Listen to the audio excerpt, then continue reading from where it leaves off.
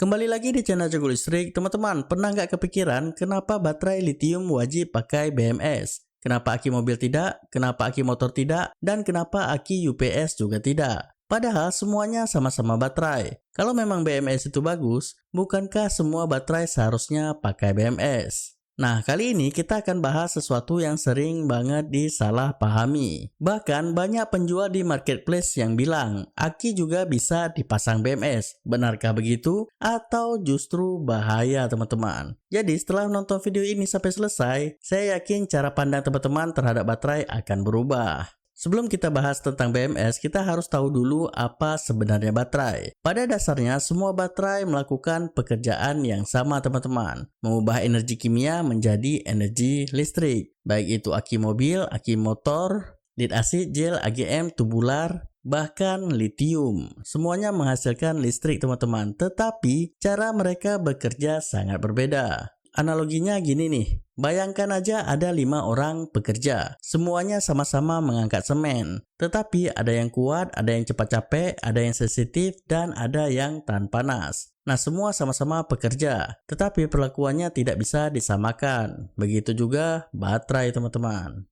Lalu kenapa lithium berbeda? Nah, disinilah mulai menarik. Lithium adalah baterai yang sangat padat energi. Kalau dibanding aki timbal, ukurannya memang sama, tapi energi bisa hampir 2 kali lipat. Beratnya juga jauh lebih ringan, teman-teman. Karena itulah lithium sekarang dipakai di mana-mana. Mulai dari HP, laptop, power station, mobil listrik, drone, PLTS, dan sepeda listrik. Tetapi ada harga yang harus dibayar. Lithium sangat sensitif, teman-teman. Dia tidak suka kelebihan tegangan, kekurangan tegangan, arus terlalu besar, suhu terlalu panas, dan suhu terlalu dingin. Salah satu saja terjadi, sel baterai bisa rusak, teman-teman. Nah, kita bahas satu-satu. Yang pertama adalah kelebihan tegangan atau overcharge. Misalnya kita punya baterai LiFePO4 12 volt. Di dalamnya sebenarnya ada 4 buah sel yang disusun seri. Setiap sel memiliki tegangan maksimum sekitar 3,65 volt. Artinya, kalau satu sel sudah mencapai 3,65 volt, sebenarnya dia sudah penuh, teman-teman. Lalu apa yang terjadi kalau charger tetap memaksa mengisi? Bayangkan aja balon, teman-teman. Kita tiup balon awalnya membesar, masih aman. Tetapi kalau kita terus tiup, semakin besar, semakin tipis. Kalau terus dipaksa dan akhirnya balonnya pecah. Nah, sel lithium memang tidak langsung meledak seperti balon, teman-teman. Tetapi reaksi kimianya mulai rusak. Yang terjadi di dalam sel, bahan aktif di dalam elektroda mulai mengalami kerusakan permanen. Elektrolit mulai terurai, tekanan di dalam sel meningkat. Pada baterai tertentu bisa sampai menggembung, teman-teman. Kalau kondisinya sangat ekstrim, bisa terjadi thermal runaway, yaitu reaksi berantai yang menghasilkan panas sangat tinggi. Itulah sebabnya BMS langsung memutus pengisian ketika tegangan sel sudah mencapai batasnya. Contoh nyatanya seperti ini, misalkan charger rusak, harusnya berhenti di 14,6 volt. Tetapi ini terus naik menjadi 15 volt, 15,5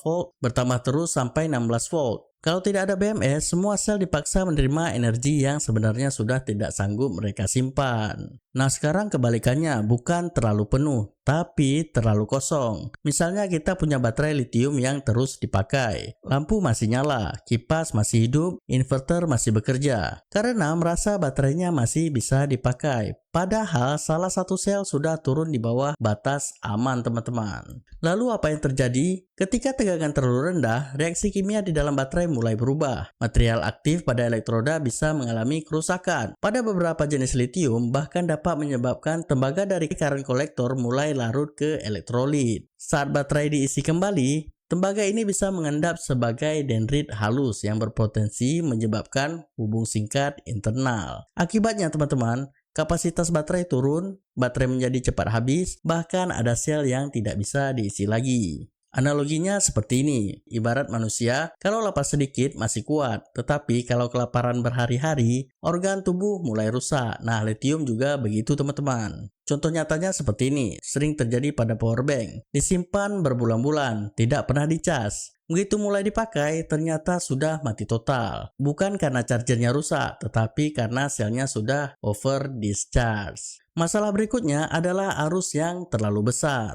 Misalnya baterai 100 Ah, secara teori mungkin mampu mengeluarkan 100 ampere teman-teman. Tetapi bukan berarti boleh dipakai 500 ampere. Semakin besar arus, semakin besar panas yang muncul. Analoginya seperti jalan raya. Kalau lewat 10 mobil masih lancar. Tapi kalau lewat 1000 mobil, jadinya macet, panas, dan bisa rusak. Nah, elektron di dalam baterai juga begitu teman-teman. Kalau dipaksa mengalir terlalu besar, temperatur bisa naik, tegangan turun, dan umur baterai menjadi berkurang. Contohnya, misalnya baterai kecil dipakai starter mobil. Saat starter, arus bisa ratusan ampere. Padahal kemampuan baterainya jauh di bawah itu. Hasilnya BMS langsung memutus. Kalau tidak ada BMS, sel bisa rusak teman-teman. Musuh berikutnya adalah panas. Semua reaksi kimia menghasilkan panas. Tetapi litium sangat sensitif teman-teman. Kalau suhu naik terlalu tinggi, reaksi kimia semakin cepat. Memang kelihatannya bagus, tetapi sebenarnya mempercepat penuaan baterai. Ibarat seperti makanan, kalau disimpan di kulkas, makanannya bisa tahan lama. Tetapi kalau ditaruh di dashboard mobil pada saat siang hari, makanannya jadi cepat rusak. Begitu juga baterai teman-teman. Contohnya mobil listrik, power station, PLTS, semuanya memakai sensor temperatur. Kalau suhu baterai terlalu tinggi, BMS akan membatasi arus atau bahkan memutus sistem. Nah, ini yang jarang diketahui. Ternyata baterai litium juga tidak suka dingin teman-teman. Ketika suhu terlalu rendah, pergerakan ion litium menjadi jauh lebih lambat. Akibatnya, kalau dipaksa mengisi dengan arus normal, ion litium tidak sempat masuk ke dalam struktur grafit anoda. Sebagian dapat mengendap sebagai logam litium di permukaan anoda atau lithium plating. Nah, endapan ini mengurangi kapasitas dan dalam kondisi tertentu dapat meningkatkan risiko hubung singkat internal teman-teman. Itulah sebabnya banyak BMS modern tidak mengizinkan pengisian ketika suhu baterai berada di bawah sekitar 0 derajat Celcius, terutama pada baterai Li-ion dan LiFePO4. Nah, pengosongan baterai pada suhu dingin masih memungkinkan, tetapi kemampuan mengeluarkan arus dan kapasitasnya akan menurun teman-teman. Jadi, litium itu seperti anak kecil teman-teman. Bayangkan setiap sel litium adalah anak TK. Kalau diberi makan terlalu banyak, mereka sakit. Kalau tidak diberi makan, mereka juga sakit. Kalau kepanasan, mereka menangis. Kalau kedinginan, mereka juga menangis. Artinya, litium itu harus selalu diawasi. Kalau tidak ada yang mengawasi, masalah mulai muncul. Dan disinilah lahir yang namanya BMS. Battery Management System. Jadi BMS ini seperti satpam teman-teman. Dia menjaga seluruh sel baterai. BMS selalu mengawasi tegangan setiap sel, arus masuk, arus keluar, temperatur, bahkan keseimbangan antar sel. Kalau ada yang aneh, dia langsung memutus listrik teman-teman. Lalu kenapa aki timbal tidak perlu? Nah, inilah pertanyaan besarnya. Kalau BMS begitu hebat, kenapa aki tidak memakai BMS teman-teman? Jawabannya sederhana aja, karena karakter aki itu berbeda. Aki timbal jauh lebih toleran. Misalnya sedikit aja overcharge, yang terjadi biasanya hanya air menguap, elektrolit berkurang, pelat perlahan rusak, dan umurnya memendek. Tetapi tidak langsung rusak saat itu juga teman-teman. Kalau lithium, sedikit aja overcharge, resikonya jauh lebih besar.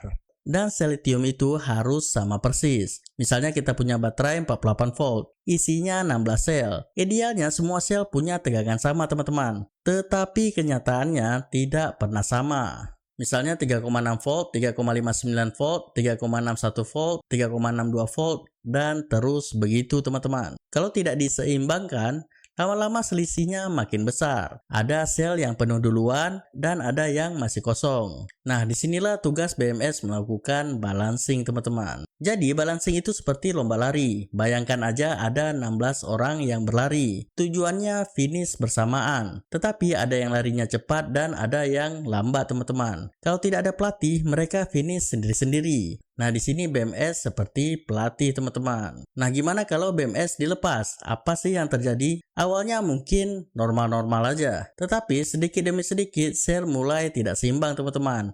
Ada yang overcharge, ada yang over discharge. Kapasitasnya bisa turun, baterai cepat rusak, dan dalam kondisi ekstrim bisa mengalami thermal runaway.